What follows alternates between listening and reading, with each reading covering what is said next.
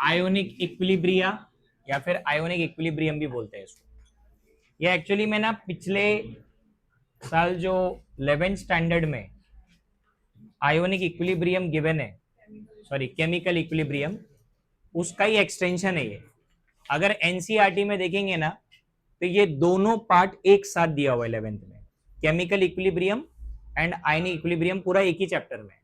तो अपने सिलेबस में उसको डिवाइड कर दिया, 11th में केमिकल इक्विलिब्रियम दिया है और 12th में आयोनिक। इसका जो बोर्ड्स में वेटेज है ना वो 4 to 6 मार्क्स का है। बोर्ड एग्जाम में इट इज 4 to 6 मार्क्स, मतलब विथ ऑप्शन 6 मार्क्स का तो आएगा।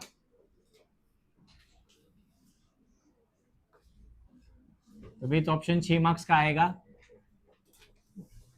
जेई के एग्जाम में 4 to 8 मार्क्स का वेटेज है इसका, कभी कभी ज्यादा भी आता है। नीट में भी सेम है, 4 to 8 मार्क्स। सीईटी में तो वैसे एक ही क्वेश्चन पूछते हैं लोग, नॉर्मली एक ही क्वेश्चन आता है आयनिक इक्विलिब्रियम से, 1 to 2 मार्क्स का वेटेज। ठीक है, देखो सबसे पहले तो है ना टॉपिक का मतलब समझ लेते हैं। आयोनिक इक्विलिब्रियम बोला है ना, पहले मैं स्टार्ट करूंगा इक्विलिब्रियम वर्ड से।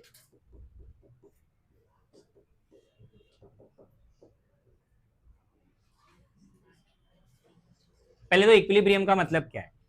इक्विलिब्रियम का बेसिकली मतलब होता है एक ऐसा state eight which certain measurable properties such as pressure, volume, temperature, concentration, etc. do not change with time। क्योंकि इक्विलिब्रियम मतलब स्टेट ऑफ बैलेंस होता है ना। इक्विलिब्रियम मतलब स्टेट ऑफ बैलेंस, जहां पे rate of forward is equal to rate of backward रहता है ना। फॉरवर्ड रिएक्शन का रेट और बैकवर्ड रिएक्शन का रेट इक्वल चलता है। तो जब तक ये इक्वल है फॉरवर्ड और बैकवर्ड का रेट, तब तक ये सारी जो प्रॉपर्टीज है ये कांस्टेंट हो जाती है, does not change with time. अब इसमें जो दूसरा वर्ड है जिसका नाम है आयोनिक, इन्होंने आयोनिक इक्विलिब्रियम वर्ड बोला है ना, आयोनिक इक्विलिब्रियम ये वर्ड बोला है। तो अब जरा ध्यान से समझो, equilibrium in ions, so it is associated with ions, और आयंस ऑब्वियसली दो ही होंगे, कैटायन एंड एनायन। तो आयंस के साथ एसोसिएटेड रहेगा ये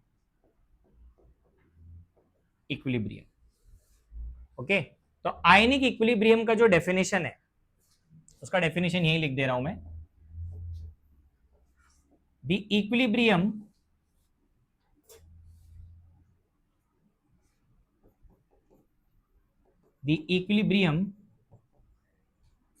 established between the unionized molecules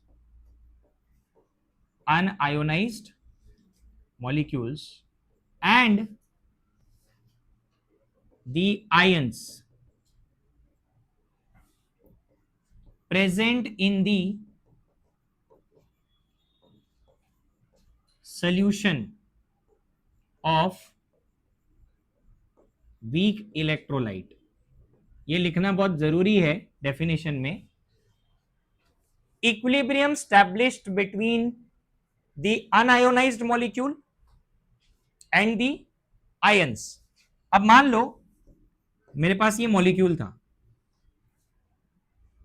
अब जब ये आयोनाइज होगा तो इसके आयंस तो बनेंगे, बट कुछ अनआयोनाइज्ड मॉलिक्यूल भी अंदर प्रेजेंट होंगे और कुछ के क्या बनेंगे, आयंस। कैसे बनते हैं आयंस, एक वर्ड है ना वो आयंस के लिए, डिसोसिएशन, याद है कि नहीं, डिसोसिएशन हुआ है यहां पे। अब बात यह है कि पूरा का पूरा मॉलिक्यूल आयन में कन्वर्ट नहीं हुआ है, सारा का सारा जो मॉलिक्यूल आपने लिया था पूरा का पूरा आयन नहीं बना, उसमें से अनआयनाइज्ड भी है। तो ये सिर्फ और सिर्फ एक ही इलेक्ट्रोलाइट में पॉसिबल है। क्यों भाई, वीक इलेक्ट्रोलाइट्स में मैंने सॉल्यूशन चैप्टर में पढ़ाया था पार्शियली डिसोसिएट होता है, पार्शियली, बहुत कम। तो आयंस भी होंगे अंदर और अनआयनाइज्ड मॉलिक्यूल भी होंगे, तब इक्विलिब्रियम आएगा। स्ट्रॉन्ग इलेक्ट्रोलाइट में इक्विलिब्रियम नहीं आएगा। क्यों नहीं आएगा, 100% डिसोसिएशन होता है। तो इक्विलिब्रियम होने के लिए प्रोसेस रिवर्सिबल चाहिए, वो सिर्फ आपको वीक इलेक्ट्रोलाइट में ही मिलेगा, स्ट्रॉन्ग में नहीं मिलेगा। इसलिए डेफिनेशन में मैंने क्लियरली लिखा है, it is the equilibrium established between unionised molecule and the ions present in the solution. इसी मॉलिक्यूल के आयंस और उसी का अनआयोनाइज्ड, इन दोनों के बीच में फॉरवर्ड और बैकवर्ड चलता रहेगा। स्ट्रॉन्ग इलेक्ट्रोलाइट में it is not possible. Strong electrolyte में एक बार 100% डिसोसिएशन हो गया तो वो वापस बैकवर्ड नहीं आता, तो फिर फॉरवर्ड और बैकवर्ड कहां से होने वाला है। इक्विलिब्रियम के लिए आपको rate of forward is equal to rate of backward चाहिए। और याद रखो इक्विलिब्रियम का कॉन्सेप्ट है ना, रिवर्सिबिलिटी के साथ रिलेट करता है।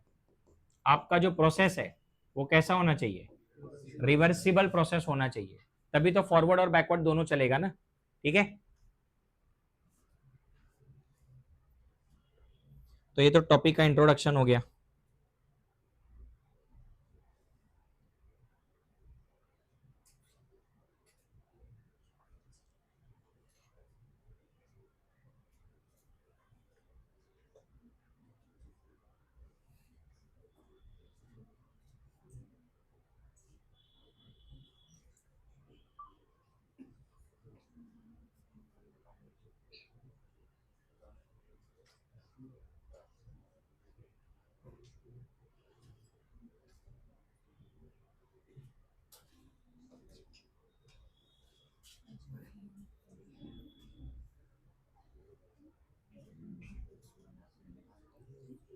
हो गया, लिखिए।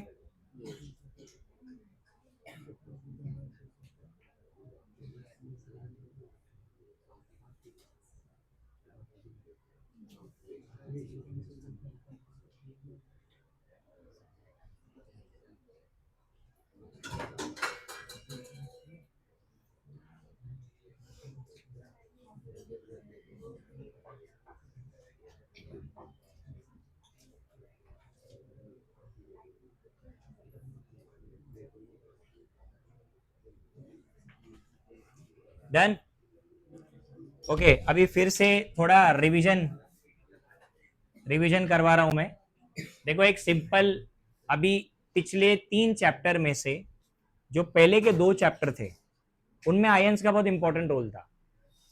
सॉल्यूशन चैप्टर में हमने सॉल्यूशंस के बारे में पढ़ा कि भाई उसमें जब अपन सोल्यूट ऐड करते हैं तो 2 टाइप के सोल्यूट होते हैं, electrolytes and non electrolytes. Electrolytes ion produce करते हैं, नॉन इलेक्ट्रोलाइट्स आयन प्रोड्यूस नहीं करते, जैसे ग्लूकोज, सुक्रोज वगैरह, है ना। फिर हमने कॉलिगेटिव प्रॉपर्टी में पहले नॉन इलेक्ट्रोलाइट्स को डिस्कस किया, फिर इलेक्ट्रोलाइट्स को भी डिस्कस किया, फिर इलेक्ट्रोकेमिस्ट्री आया। वहां पे हम लोग ये बात कर रहे थे कि सोल्यूशन में करंट पास करना है, करंट पास करने के लिए भी चार्ज पार्टिकल चाहिए, और वो कहां से आता है, इलेक्ट्रोलाइट से। अब तुमको सोल्यूशन में आयंस चाहिए, क्योंकि आपको इक्विलिब्रियम करना है, इक्विलिब्रियम के लिए आपको आयंस की जरूरत है, तो आपको डेफिनेटली यहाँ पे भी क्या लगेगा, इलेक्ट्रोलाइट्स लगेंगे। तो अभी मैं फटाफट थोड़ा सा रिवीजन करवाता हूँ कि अपन ने क्या पढ़ा था, कि इलेक्ट्रोलाइट्स जो होते हैं जो कि आयन प्रोड्यूस करते हैं, है ना। इलेक्ट्रोलाइट्स क्या होते हैं, इलेक्ट्रोलाइट्स के बारे में 2-3 पॉइंट बताओ पहले। हाँ हाँ, मतलब इट डिसोसिएट्स इन वाटर, है ना, बराबर है कि नहीं। और मोल्टन स्टेट, मोल्टन स्टेट में भी तो आयन मिलता है, याद है ना, मोल्टन NaCl। हाँ, तो वाटर में डालेंगे तो भी डिसोसिएट होएगा। मोल्टन स्टेट में भी हो जाएगा। To produce ions, ions produce करेंगे। अगर ये आयन प्रोड्यूस करेंगे तो ऑब्वियसली ये इलेक्ट्रिसिटी भी कंडक्ट करेंगे, दे कंडक्ट इलेक्ट्रिसिटी। तो ये तो बेसिक चीज हमको मालूम है ना, आयंस प्रोड्यूस करते हैं। अब जैसा हमने पढ़ा था कि इलेक्ट्रोलाइट्स की कितनी कैटेगरी होती है, दो कैटेगरी होती है ना, कौन सी? हाँ, strong electrolyte and weak electrolyte. तो अपना जो इलेक्ट्रोलाइट है ये दो पार्ट में डिवाइडेड है, स्ट्रॉन्ग एंड वीक। तो पहले हम लोग है ना स्ट्रॉन्ग की बात करते हैं। स्ट्रॉन्ग इलेक्ट्रोलाइट बताओ, इसके पॉइंट्स बताओ जल्दी जल्दी, क्या क्या बताया था? Yes, dissociates almost almost completely. और ये हमको कहां से पता चलता है कि ये ऑलमोस्ट कंप्लीटली डिसोसिएट होता है? Yes, degree of dissociation. इसका जो अल्फा है वो ऑलमोस्ट 100% लिख सकते हो, और आप लिख सकते हो अल्फा अप्रोक्सीमेटली इक्वल टू 1, बराबर है। वीक इलेक्ट्रोलाइट्स के बारे में बोलो, इनकम्प्लीट नहीं लिख सकते, पार्शियल, पार्शियली डिसोसिएट्स, ओके। और पार्शियली डिसोसिएट होने से पता चलता है कि इनका alpha is very very less than 1, degree of dissociation बहुत कम आता है इनका। अच्छा, अब स्ट्रॉन्ग इलेक्ट्रोलाइट जो होता है इसमें दो पार्ट होता है, ये भी मैंने लास्ट टाइम बोला था, वापस बता रहा हूं।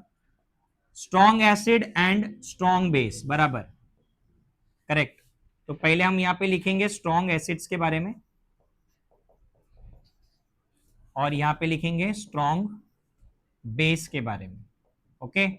एसिड्स में बहुत ही कॉमन एसिड्स है जो स्ट्रॉन्ग है, HCl, H2SO4, HNO3, okay, HI etcetera, ये सब स्ट्रॉन्ग एसिड में आते हैं,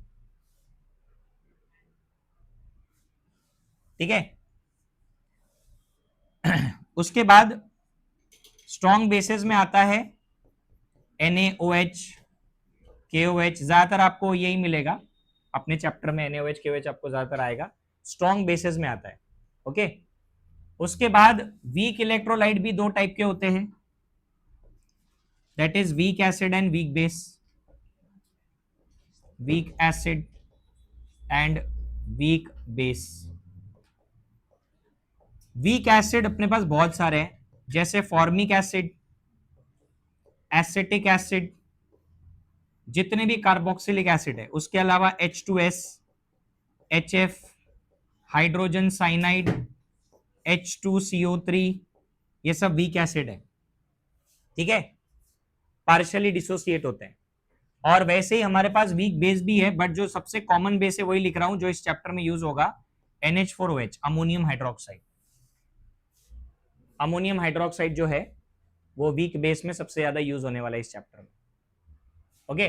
और याद रखो ये जो इलेक्ट्रोलाइट्स होते हैं ना, इलेक्ट्रोलाइट्स के बारे में एक पॉइंट याद रखो, they can be an acid, bases, और it can be a salt, salt भी हो सकता है, इलेक्ट्रोलाइट्स में सॉल्ट भी आता है ना, ठीक है।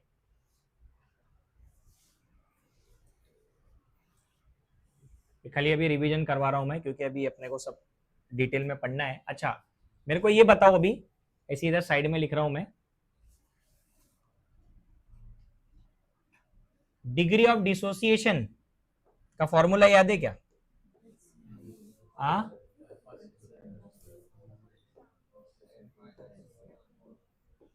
डिग्री ऑफ, क्योंकि ये चैप्टर में डिग्री ऑफ डिसोसिएशन भी यूज होगा, अल्फा ना, नहीं नहीं वो वाला नहीं रे बेटा, alpha is equal to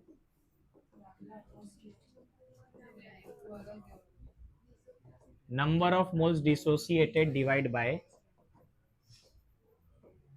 total number of moles, number of moles dissociated divided by total number of moles,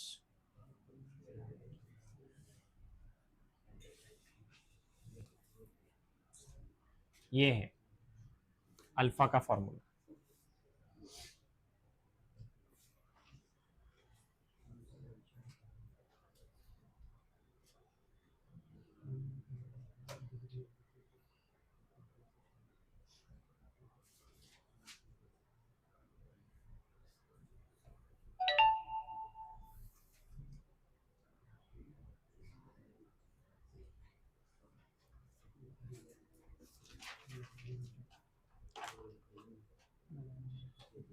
हो गया?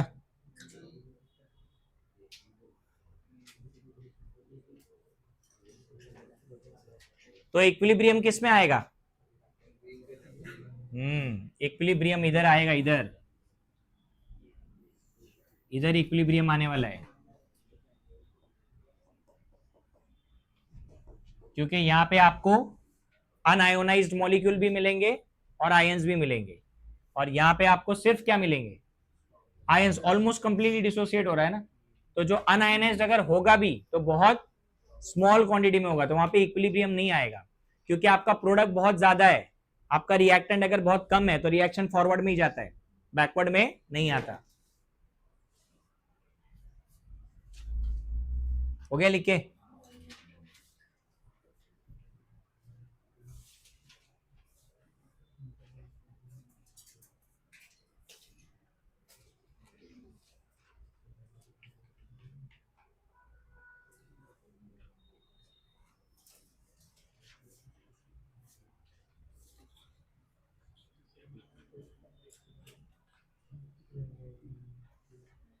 करो चेंज। एक छोटा सा टॉपिक है जो टेक्स्ट बुक में नहीं है बट इंपॉर्टेंट है, वो मैं पढ़ा रहा हूं तुम्हारे को।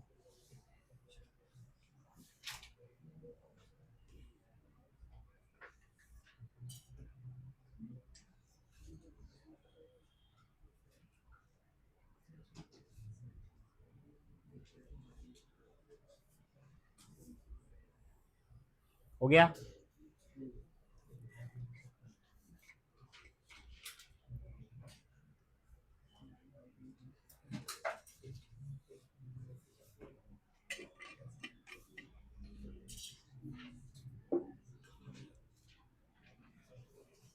करूँ चेंज? हाँ, अभी सुनो, इधर एक टॉपिक है दैट इज फैक्टर्स अफेक्टिंग, ये एंट्रेंस में आता है, मतलब सीईटी में भी मैंने देखा है, इसके लिए पढ़ा रहा हूं मैं। Factors affecting degree of dissociation, कौन से फैक्टर अल्फा के वैल्यू को अफेक्ट करते हैं? तो इसमें जो पहला फैक्टर है फर्स्ट, उसका नाम है nature of electrolyte. Nature of electrolyte. अभी ध्यान देना इधर, देखो अपने पास दो टाइप के इलेक्ट्रोलाइट है ना, तो सबसे पहले हम लोग स्ट्रॉन्ग इलेक्ट्रोलाइट की बात करते हैं। तो स्ट्रॉन्ग इलेक्ट्रोलाइट में हमको पता है कि 100% डिसोसिएशन होता है। तो जैसे मैं स्ट्रॉन्ग इलेक्ट्रोलाइट में अगर अल्फा का वैल्यू निकालूं, ध्यान देना इधर एक एग्जांपल ले रहा हूं मैं, मान लो HCl लिया मैंने, स्ट्रॉन्ग एसिड है ना, तो ये 100% क्या बन जाएगा? H+Cl-। अब मान लो आपने यहाँ पे 100 मोल्स कुछ लिया, इनिशियली 0 था, बाद में यहाँ पे कुछ नहीं बचा, ये कितना हो गया? 100 हो गया। तो जब आपने अल्फा निकाला तो अल्फा का फॉर्मूला क्या था? नंबर ऑफ मोल्स डिसोसिएटेड कितना है? 100। टोटल नंबर ऑफ मोल्स वो भी 100, तो आपका आंसर क्या आ रहा है? ठीक है, इस केस में अल्फा आपका 1 आ रहा है, जिसको आप अगर परसेंटेज में निकालोगे तो 100% आ रहा है। तो यहां पे अगर स्ट्रॉन्ग इलेक्ट्रोलाइट है तो अल्फा 100% आएगा, इसका मतलब यहां इक्विलिब्रियम एस्टैब्लिश नहीं होगा, नो इक्विलिब्रियम, नो इक्विलिब्रियम। ठीक है, बट अगर यही सेम कॉन्सेप्ट हम लोग वीक इलेक्ट्रोलाइट पे लगाए, तो वीक इलेक्ट्रोलाइट में जैसे मैं एक एसिड वापस ले रहा हूं यहां पे, एसिटिक एसिड। अब भाई देखो यहां रिवर्सिबल का एरो डालना पड़ेगा, क्योंकि एसिटिक एसिड स्ट्रॉन्ग एसिड नहीं है, हाँ वीक एसिड है ये, आयंस तो देता है बट पार्शियली डिसोसिएट होता है। अब मान लो आपने इनिशियली इसका भी 100 लिया था, लेकिन जब इक्विलिब्रियम आया एट इक्विलिब्रियम, तो इसमें से सिर्फ मान लेते हैं 5 मोल्स डिसोसिएट हुए, ओनली 5। जितने डिसोसिएट होंगे उतने ही यहां पे बनेंगे। अबे जितने डिसोसिएट होंगे उतने ही यहां बनेंगे, तो अल्फा क्या आएगा इसका, what is number of moles dissociated, 5, total moles 100, तो आंसर तो 0.05 आ रहा है। मतलब यहां पे समझ में आया कि alpha is very very less than 1, alpha बहुत छोटा आ रहा है। तो ऐसे केस में आपके पास यहां पे अनआयोनाइज्ड सब्सटेंस बचा है, बराबर है कि नहीं, और यहां पे कौन है, हाँ इधर पे आपके पास आयंस है, अनआयोनाइज्ड भी है और आयंस भी है, ये अनआयोनाइज्ड नीचे लिखो उसको।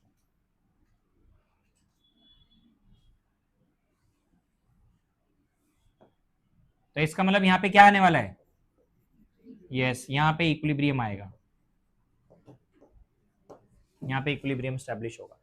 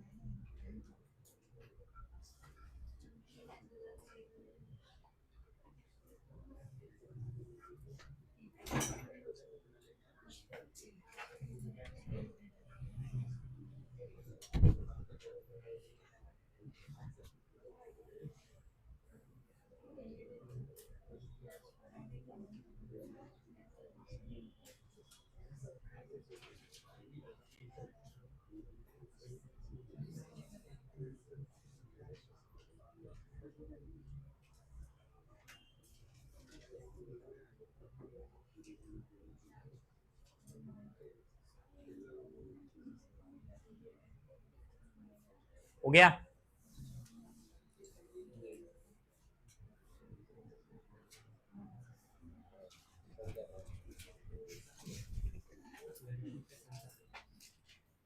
हो रहा है ना record.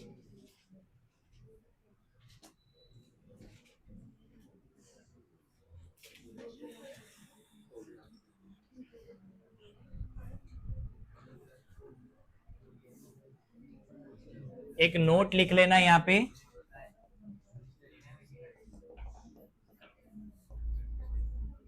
All carboxylic acids are weak acids, carboxylic acids are weak, क्योंकि कार्बोक्सिलिक एसिड है ना ऑर्गेनिक एसिड है, और जो बाकी के मैंने लिखा ना HCl, H2SO4, HNO3, इनको बोलते हैं mineral acids. Mineral acids are strong, और जो कार्बोक्सिलिक एसिड है they are all weak acids, उनको ऑर्गेनिक एसिड बोलते हैं अपन। तो जब भी अपने को वीक एसिड का एग्जांपल लगे ना इस चैप्टर में, हम लोग मोस्टली कार्बोक्सिलिक एसिड्स लेंगे, या फिर जो मैंने यहाँ पे एग्जांपल लिखे देखो इनमें से काम आएगा सब, ये जितने लिखे हैं ना ये सब इस चैप्टर में यूज होने वाले हैं, और ये बेस यूज होने वाला है। हो गया लिख के। Second factor is nature of solvent, जो डिग्री ऑफ डिसोसिएशन को अफेक्ट करता है। देखो अभी नेचर ऑफ सॉल्वेंट कैसा होना चाहिए, सॉल्वेंट का काम क्या है, अरे सॉल्वेंट ऐड क्यों करते गधो, सोल्यूट को, हाँ देखो ये वही सेम कॉन्सेप्ट पढ़ा रहा हूं जो सोल्यूशन में पढ़ाया था, लाइक डिसॉल्व्स लाइक, याद आ रहा है क्या बोला था इस वाले, ये जो लाइक डिसॉल्व्स लाइक का प्रिंसिपल है, हाँ मतलब पोलर सोल्यूट की ज्यादा सोल्यूबिलिटी पोलर सॉल्वेंट में होती है, और नॉन पोलर की ज्यादा सोल्यूबिलिटी नॉन पोलर में होती है। इसका मतलब सिंपल हुआ कि भाई greater the polarity of solvent,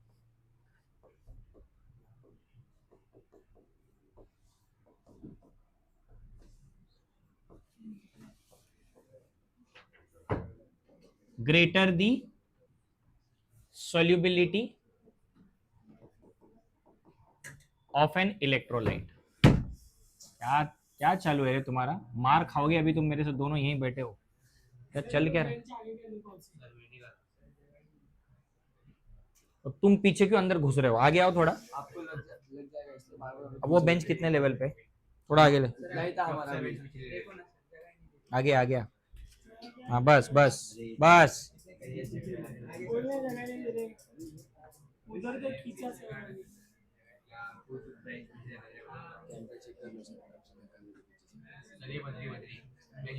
आगे ले। बस बस। इधर ध्यान दो, डिस्टरबेंस नहीं। देखो, what is greater the polarity? अभी अगर मुझे NaCl को डिसॉल्व करना है तो NaCl के लिए जो बेस्ट सॉल्वेंट है वो वाटर ही है, क्योंकि हमारा जो NaCl है वो एक पोलार सब्सटेंस है, क्योंकि ये एक आयोनिक सॉलिड है ना। आयोनिक सॉलिड क्या होते हैं? पोलार होते हैं। और आपका जो वाटर है वो भी क्या है? पोलार है। तो अगर इसको डिसोसिएट करना है तो उसके लिए बेस्ट सॉल्वेंट वाटर ही है। तो इसका मतलब जितनी ज्यादा पोलैरिटी होगी सॉल्वेंट की, उतना अच्छी उसकी सॉल्युबिलिटी होगी इलेक्ट्रोलाइट्स की, क्योंकि इलेक्ट्रोलाइट्स को आयंस में कन्वर्ट होना है और पानी से बेटर सॉल्वेंट उनके लिए नहीं हो सकता। एक टर्म होता है डाइलेक्ट्रिक कांस्टेंट बोलते हैं उसको, फिजिक्स में पढ़ा होगा। अरे फॉर्मूला नहीं चाहिए मेरे को। डाइलेक्ट्रिक कांस्टेंट जो है ना वाटर का डाइलेक्ट्रिक कांस्टेंट बहुत हाई है। 80 वैल्यू है इसका। 80 मतलब ये वैल्यू बताता है कि पानी से बेटर सॉल्वेंट नहीं है आयंस को सेपरेट करने के लिए। आयंस को, हाँ, क्योंकि NaCl आयनिक है ना, बट उसको सेपरेट करता है ना पानी Na+ और Cl- में। क्यों कर पाता है? क्योंकि उसका डाइलेक्ट्रिक कांस्टेंट बताता है कि पानी की वजह से आयन सेपरेटेड रहते हैं। अगर कोई दूसरा सॉल्वेंट डालेंगे तो शायद वो लोग वापस एक दूसरे को अट्रैक्ट करना शुरू कर देंगे, इलेक्ट्रोस्टैटिक फोर्स आ जाएगा। ये हो गया सेकंड फैक्टर। तीसरा फैक्टर कॉन्सेंट्रेशन है। हो गया क्या? लिख के लिखो जल्दी।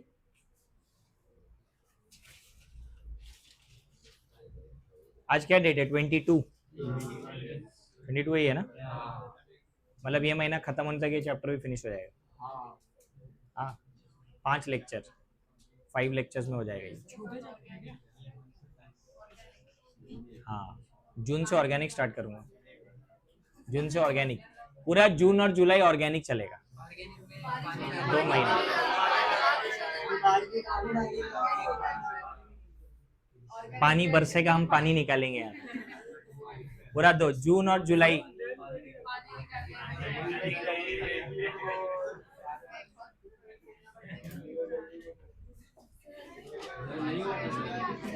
किसका बाकी है?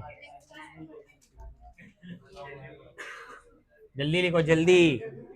आज मेरे को एसिड बेस का थियरी पढ़ाना है फटाफट।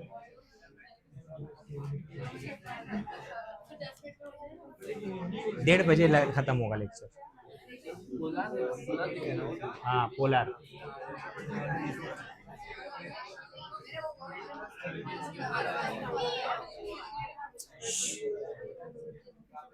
अरे हुआ कि नहीं?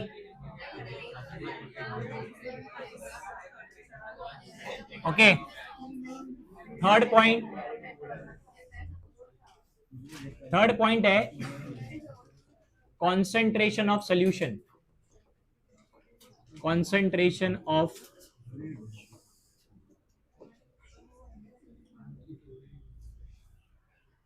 किसने किसका पेज फाड़ा, क्या किया बोलो।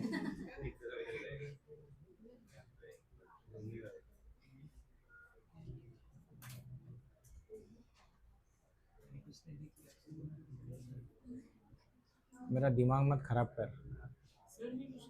क्या उधर हाथ डाल के क्या कर रहा है? अच्छा, तो इतना प्यार आ रहा है क्या तेरे को?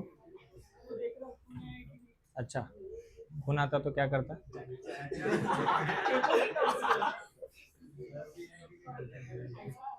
फालतू का है ना, टाइम पास है ना, करो मत। क्या क्या किया इसने? पेन मारा?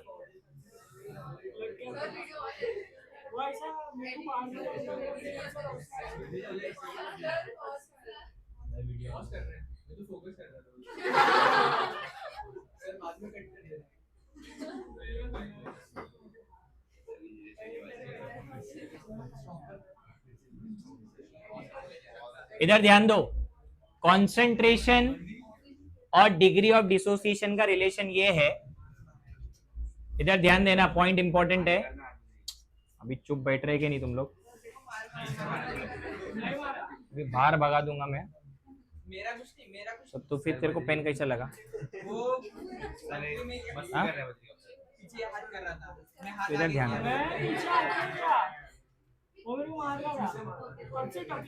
वो तेरे को मार रहे हो लोग। अगर मैं मारता तो मेरे पास कौन मारा इसको? मारा को कौन? मारे नहीं। एक पैर ऐसे किया, मैं हाथ आगे किया, मेरे हाथ पे लगा। वो और सर से फटके खाने के तुम लोग। पैर आगे किया, मैं हाथ आगे किया। तुम अगर चुपचाप नहीं बैठे, इसके बाद टाइम पास करवाओ मत मेरा। इधर ध्यान दो, देखो कॉन्सेंट्रेशन ऑफ सोल्यूशन में डिग्री ऑफ डिसोसिएशन पे कैसे अफेक्ट होता है। जब हम लोग कॉन्सेंट्रेशन चेंज करते हैं, बेसिकली हम लोग एक ही पॉइंट करते हैं कॉन्सेंट्रेशन के लिए, दैट इज डाइल्यूशन। ये मैंने तुमको सिखाया भी है। कॉन्सेंट्रेशन चेंज करने का मतलब डाइल्यूशन होता है केमिस्ट्री में। अब डाइल्यूशन जब अपन करेंगे तो डाइल्यूशन पे कॉन्सेंट्रेशन डिक्रीज होता है। अरे कॉन्सेंट्रेशन डिक्रीज होएगा, एक्स्ट्रा पानी ऐड करेंगे। कॉन्सेंट्रेशन डिक्रीज होने से डिग्री ऑफ डिसोसिएशन अल्फा बढ़ता है, अल्फा बढ़ता है। ये हमने पढ़ा हुआ है इलेक्ट्रोकेमिस्ट्री में। क्योंकि आप वीक इलेक्ट्रोलाइट के बारे में बात कर रहे हो, यहाँ पे स्ट्रॉन्ग की बात ही नहीं कर रहे हो। स्ट्रॉन्ग तो 100% डिसोसिएटेड है। तो जब हम कॉन्सेंट्रेशन को डिक्रीज करते हैं, बेसिकली अल्फा इसलिए बढ़ता है क्योंकि नंबर ऑफ आयंस बढ़ते हैं सोल्यूशन में। Number of ions in the solution increases, तो इसका मतलब अल्फा बढ़ेगा, डिग्री ऑफ डिसोसिएशन बढ़ने लगेगा। इसको एक्सप्लेन किया गया है इसी चैप्टर में। आगे मैं यहाँ पे लिख देता हूं, आगे मैं पढ़ाऊंगा इसको, अगले क्लास में ही, अगले लेक्चर में आएगा ये। Explained by Ostwald's dilution law. ये लॉ इसी के ऊपर है, डाइल्यूशन के ऊपर ही है, ऑसवर्ल्ड्स डाइल्यूशन लॉ। इसका डेरिवेशन आता है हमारे को 2 से 3 मार्क्स के लिए बोर्ड में, तो ये अगले लेक्चर में बताऊंगा ऑसवर्ल्ड डाइल्यूशन लॉ, क्योंकि डाइल्यूशन के ऊपर ही कॉन्सेप्ट है। और चौथा जो फैक्टर है लास्ट वाला, वो है टेम्परेचर। टेम्परेचर है, टेम्परेचर। और टेम्परेचर में ये बोला गया है कि degree of dissociation is directly proportional to temperature. अब इसका जरा रीजन समझना है, टेम्परेचर बढ़ाने से डिग्री ऑफ डिसोसिएशन कैसे बढ़ेगा। देखो जब हम टेम्परेचर को बढ़ाते हैं ना, इंक्रीज इन टेम्परेचर, इससे एक्चुअल में नंबर ऑफ आयंस बढ़ते हैं। वो इसलिए बढ़ते हैं क्योंकि जो इलेक्ट्रोस्टैटिक फोर्स होता है वो टेम्परेचर की वजह से ब्रेक हो जाता है। टेम्परेचर बढ़ा रहे मतलब एनर्जी है ना। तो इंक्रीज इन टेम्परेचर बेसिकली करता क्या है, इंक्रीज इन टेम्परेचर क्या करता है, it overcomes the electrostatic force of attraction. तो अगर इलेक्ट्रोस्टैटिक फोर्स ओवरकम हुआ टेम्परेचर बढ़ाने से, तो फिर क्या होगा वहां पे, नंबर ऑफ आयंस बढ़ेंगे कि नहीं बढ़ेंगे? यस, नंबर ऑफ आयंस बढ़ेंगे। तो अगर number of ions increases, so therefore degree of dissociation also increases. समझा कि नहीं?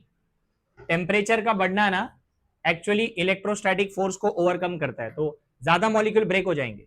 ज्यादा मॉलिक्यूल ब्रेक होंगे तो आयंस बढ़ेंगे, आयंस बढ़ेंगे तो डिग्री ऑफ डिसोसिएशन इंक्रीज हो जाएगा।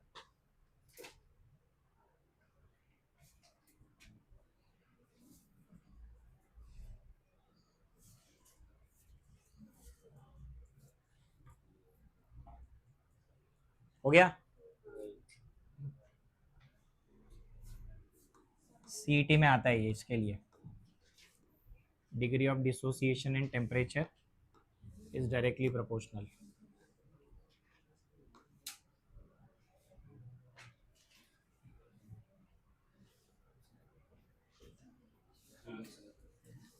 हुआ सबका?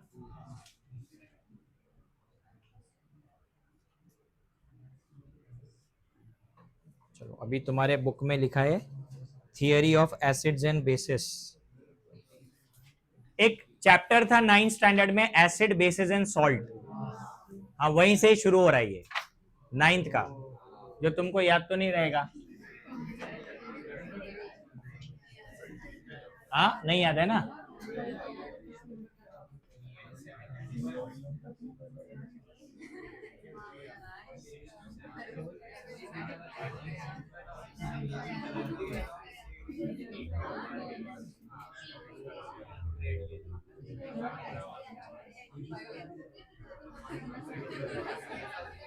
चलो इधर ध्यान दो। देखो, theories of acid and bases में अपने चैप्टर में 3 थियोरीज है, और थियोरीज पे क्वेश्चन भी आता है काफी, और ये ना ऑर्गेनिक में भी यूज होगा। लेकिन उससे पहले मैं जरा स्कूल में जो हमने पढ़ा था वो बताता हूं। स्कूल में हमको क्या सिखाया गया, उसको बोलते हैं हम क्लासिकल थियोरी। ध्यान देना इधर, classical theory of acids and bases. Okay, classical theory में यह बताया गया था कि जो एसिड होता है, एसिड, अगर आपके पास कोई एसिड का एक्वियस सॉल्यूशन है, ठीक है, ऐसा लिख देते हैं, एन एसिड इज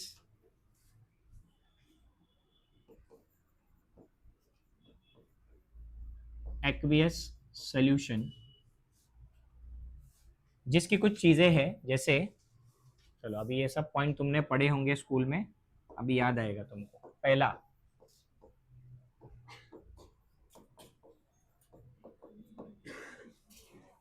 सार टू टेस्ट, ठीक है, ऐसा बोलते थे पहले, क्योंकि जितने ऑर्गेनिक एसिड्स हमारे फ्रूट्स में, वेजिटेबल में होते हैं, जैसे सिंपल बोलो तो vinegar, vinegar contains acidic acid, उसका जो टेस्ट है वो थोड़ा खट्टा होता है, तो इसलिए ऐसा पहले बोलते थे कि एसिड जो है उनका टेस्ट थोड़ा सा सार होता है। अब उसके बाद दूसरा पॉइंट ये आया एसिड्स के बारे में, दे टर्न्स क्या, ब्लू लिटमस टू रेड। ये तो डायरेक्टली टेस्ट था, ऑब्वियसली ये तो टेस्ट से पता चल जाता था कि ब्लू लिटमस रेड में कन्वर्ट हो रहा है।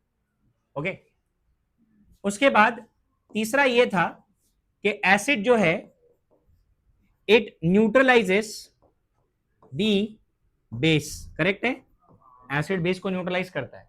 जैसे एक रिएक्शन है अपने पास, HCl में NaOH अगर डालेंगे तो क्या बनेगा, NaCl plus H2O, salt plus water, neutralisation reaction बोलते हैं इसको। इसके अलावा एसिड की और एक और प्रॉपर्टी होती थी, reacts with active metals to liberate H2 gas. ये भी एसिड की प्रॉपर्टी है। एक्टिव मेटल कौन है, जैसे zinc, aluminium, Fe, reactive metals.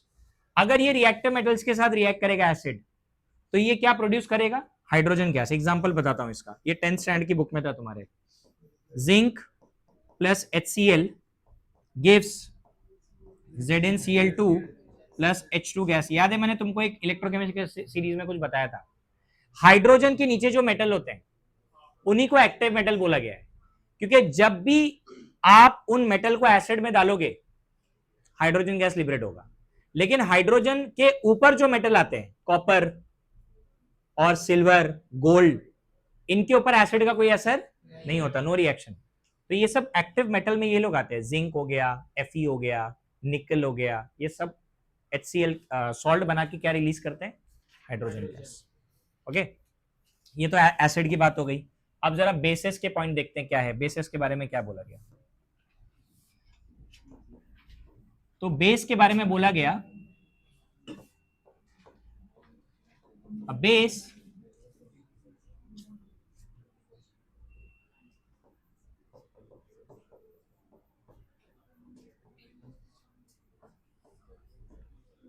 Is the aqueous solution, जिसका पहला पॉइंट है कि बेस को बिटर इन टेस्ट बोला जाता था।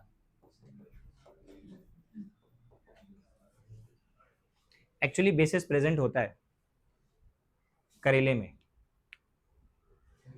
करेला जो है उसमें बेसेस होते हैं। हाँ, बहुत सारे ऐसे जो बिटर चीजें होती है ना उसके अंदर, हाँ नीम में भी होता है। तो और भी जैसे जितने भी ग्रीन वेजिटेबल्स होते हैं, जैसे मेथी वगैरह भी हल्की सी अपने को बिटर लगती है, so they it contain some amount of bases, natural base होता है उसके अंदर, सो बिटर इन टेस्ट माना गया। दूसरा बोला गया it turns red litmus to blue.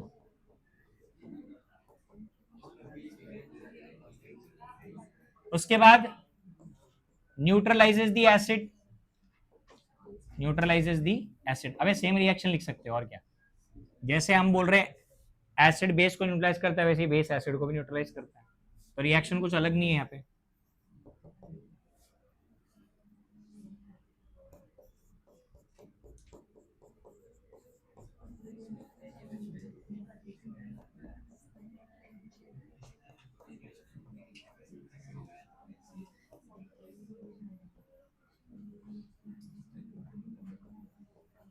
Absorbs CO2, base का एक और रोल है, कार्बन डाइऑक्साइड को एब्जॉर्ब करता है।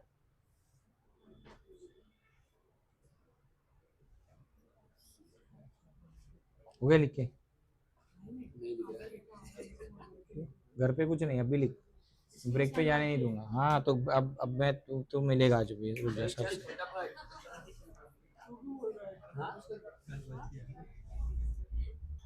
किधर है आगे, कितना लिखेगा मालूम है? तो वो शाना बन रहा है क्या? हाँ दोनों आओ भी ऑफिस में ब्रेक पे, तेरा भी सबका सब, तुम्हारा पुराना कच्चा चिट्टा निकालता हूँ मैं, आओ। अरे मैं बताऊंगा ना क्या किया, हाँ वो मैं बताऊंगा। पुराना बुक किधर है ना? हाँ वो भी लेके आना, पुराने राज खोलेंगे आज। नहीं मालूम है, कब मालूम? मेरा मालूम है आपको, कभी तो दिखाया आपको। नहीं मैंने देखा ही नहीं। देखा अब ब्रेक में तुम आओगे तुम दोनों, क्यों नहीं लिखा तूने तब से? यहाँ तक लिख के तूने छोड़ा क्यों? सुबह सब दिखता है यहाँ से।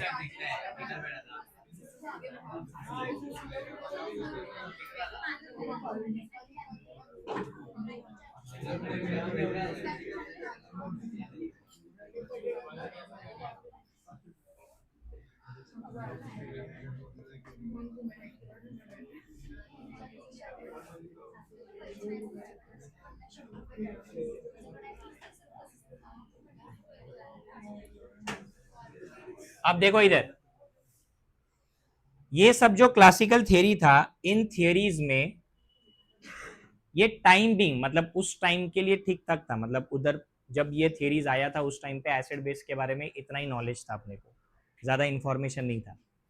बट फिर उसके बाद क्या हुआ, ये सारी चीजें अपने को मतलब प्रॉपर क्या बोलते हैं ना, डेफिनेशन नहीं देती एसिड्स का। जैसे हर एसिड टेस्ट में सार नहीं होता है, वैसे ही बेसिस का भी है। ठीक है, हाँ ये चीज हम मान सकते हैं कि भाई ये एसिड की प्रॉपर्टी है कि ब्लू लिटमस को रेड में कन्वर्ट करता है, रेड लिटमस को ब्लू में कन्वर्ट करता है। बट यहाँ पे भी एक प्रॉब्लम हुआ, क्योंकि कुछ ऐसे भी एसिड्स हैं जो लिटमस पेपर पे कलर चेंज नहीं करते बट दे आर एसिडिक। ये मैं तुमको ऑर्गेनिक में पढ़ाऊंगा। उसका एग्जाम्पल अल्कोहल है। Alcohols are neutral to litmus, हाँ but they are acidic in nature. मतलब वीक एसिड है, इतने वीक है कि लिटमस पेपर पे कलर चेंज नहीं दिखता है, बट दे आर एसिडिक, वो प्रूफ हुआ बाद में। तो ये भी लिटमस पेपर में भी अपने को पूरा भरोसा नहीं था। हाँ ये भी है कि भाई एसिड बेस को न्यूट्रलाइज करता है, ये एक तरीका है, क्योंकि किसी भी एसिड में चाहे वो स्ट्रांग हो या वीक हो, अगर आप बेस ऐड करोगे तो न्यूट्रलाइजेशन तो होगा ही, सॉल्ट बनेगा। ओके, लेकिन है ना, अपने को जो प्रॉपर डेफिनेशन चाहिए था टू कैटेगराइज के भाई हाँ ये एसिड है और ये बेस है, वो किसी ने नहीं दिया। तो जो सबसे पहला डेफिनेशन आया वो आया आर्हेनियस की थ्योरी। एक साइंटिस्ट है जिसका नाम है आर्हेनियस, कल अपन ने पढ़ा था ना इसके बारे में।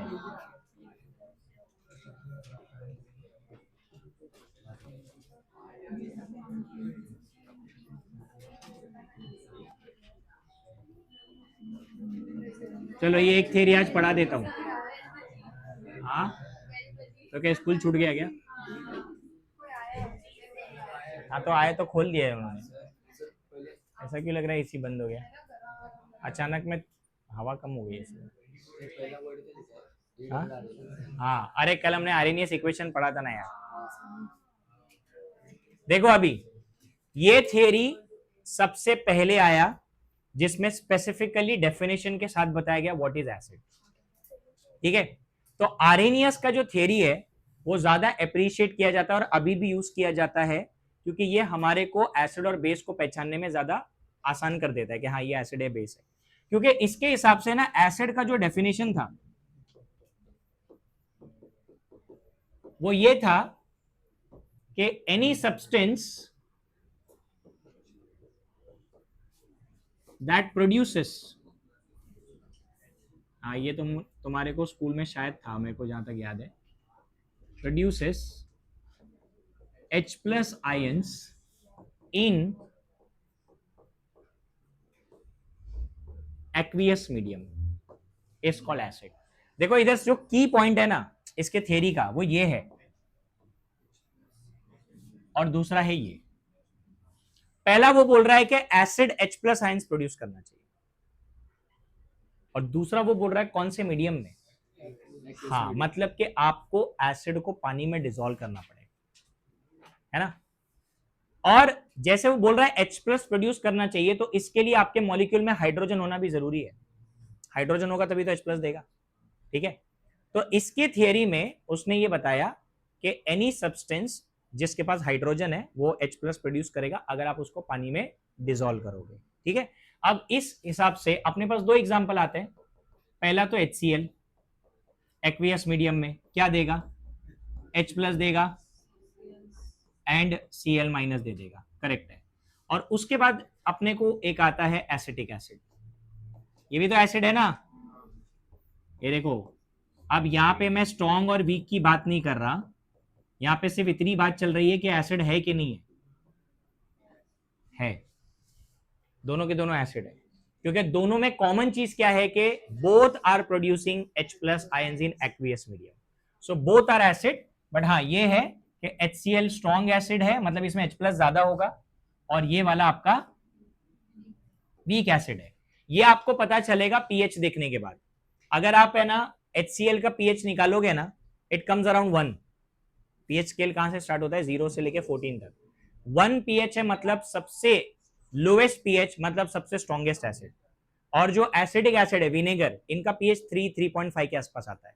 थोड़े से वीक है ना तो पीएच ज्यादा होता है इनका, तो यहाँ पे फर्क पता चल जाता है। लेकिन बेसिकली हमको यहाँ पे H प्लस पे फोकस करना है, दोनों एसिड है, इतना अपने को फिलहाल याद रखना। उसके बाद उसने बेसिस के बारे में बताया, बेस। और बेस के बारे में इसने जो डेफिनेशन दिया वो दिया एनी सब्सटेंस